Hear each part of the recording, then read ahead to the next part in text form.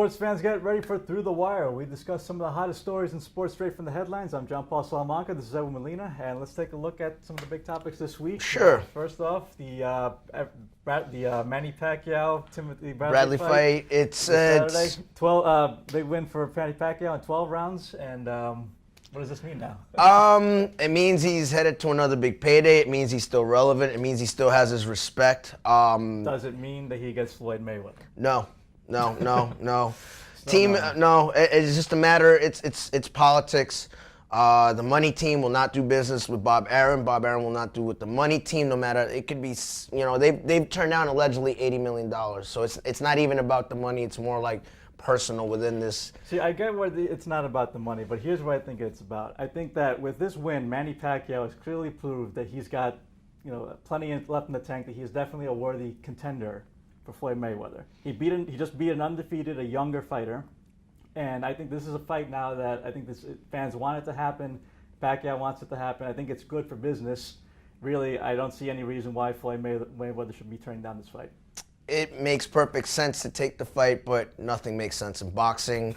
I'll give you an example, is the scorecard 118-110. I was scoring the fight. I had it 115-113 if I'm not mistaken. 118-110 makes it sound like a blowout. That was not a blowout. That was a much closer fight up until the fifth when Manny Pacquiao's mom threw some Santeria voodoo stuff in the ring.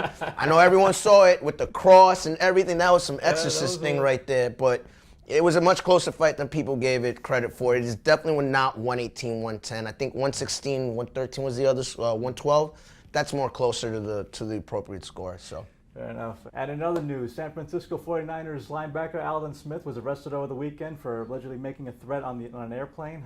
This is really one of the more bizarre stories recently in the NFL. Apparently, he said that he had a bomb when he was pulled aside by TSA, which is probably the worst thing you can do. You don't want to anger TSA. If you get, just do what you got to do. Get searched, move on. But I feel like this kid needs help. I mean, he's had a drug suspension and a DUI I think earlier in the season. He voluntarily checked himself in. Here's a big question, though. Do the 49ers get rid of him now? No. No. Really?